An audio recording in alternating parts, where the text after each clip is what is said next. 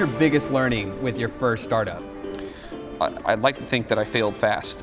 Maybe not fast enough, but the story that I do like telling everybody is, it was kind of like the life-changing moment. In June of 2016, we were running out of our seed funding. I hadn't paid myself in 4 months, like a dime, and it was going to fail. And I kind of threw a Hail Mary last second to a new investor, potential new investor, who got interested. And kind of last second, he calls me. He's like, "Hey man, I'm really sorry. I remember everything. I was standing in my room. I was looking out this window. It was raining outside. It's just like in a movie, a really, really terrible movie. But I'm looking, and he calls and he says, "I'm really sorry, man, but your previous investors just aren't going to make it worth it for us. So like we're going to have to pass."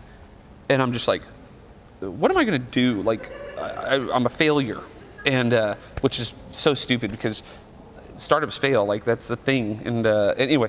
But I refused to fail. So I was sitting there crying, called my dad, and I was like, "Oh, company's going under." And my dad, being my dad, he was just like, "Get over it. Either go fix it or go start something else. Like, who cares? Like, you're young, you're driven, like, fix it." So I got off the phone. Felt like such a little baby, or another B word.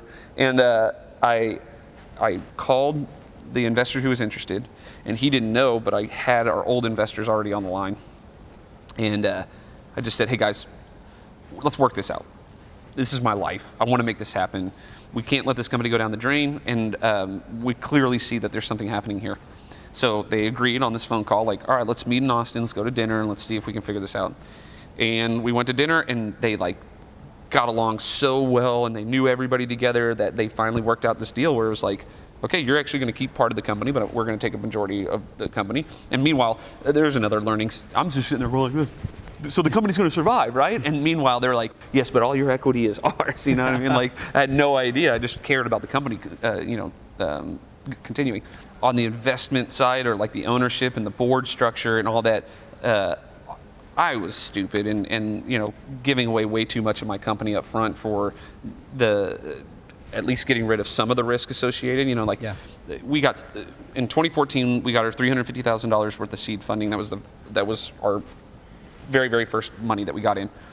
And I gave up like half of the company at that time for $350,000 in seed funding.